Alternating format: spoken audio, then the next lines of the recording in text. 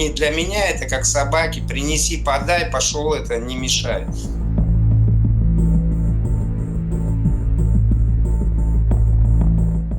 В интернете распространилось видео, в котором в чат рулетки россиянин сравнил узбеков с собаками. Житель Москвы рассказал, что для обслуживания своего дома нанял узбекистанца, трата на питание которого сопоставима с расходами на содержание питомца. Я ему плачу 80 тысяч за то, что он мне топил, он у меня топит мой дом, короче.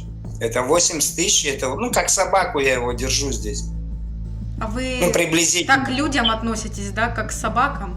К узбекам так отношусь, это как алабай. Знаете, есть собачки алабай, питбули, я к нему отношусь как это, как к собаке. Вот у меня, например, собака, короче, вот моя собака, у меня овчарка, короче, она где-то приблизительно там, по нашим деньгам, я не знаю, как у вас в Литве, по нашим это вот, где-то выходит, около 100 евро, короче, она у меня только жрет, короче, эта собачка. Вы, получается, нацист? Почему нацист? Он сам сюда приехал, я, говорит, хочу работать, я ему, сколько тебе это в день? Вот он как собака у меня здесь. Значит, вы себя превышаете над ними? Да они просто нищеброды, приехали сюда зарабатывать.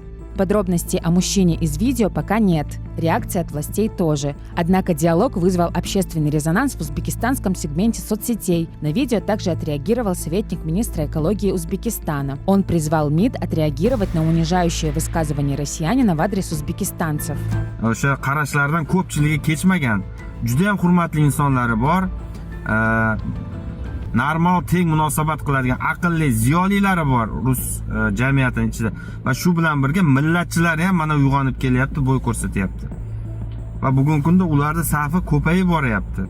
Va uni internetda tarqatsa bilasizmi, qanaqa javobgarlikka tortiladi va qanaqa reaksiya qilinadi o'sha Rossiyani vakolatli idoralar tomonidan. В России мигрантов неоднократно подвергали унижающим сравнениям. Так, в апреле 2024 года московский священник Максим Серпицкий сравнил мигрантов с глистами. В ноябре того же года уже патриарх Кирилл сопоставил иностранных рабочих с рабами и крепостными крестьянами.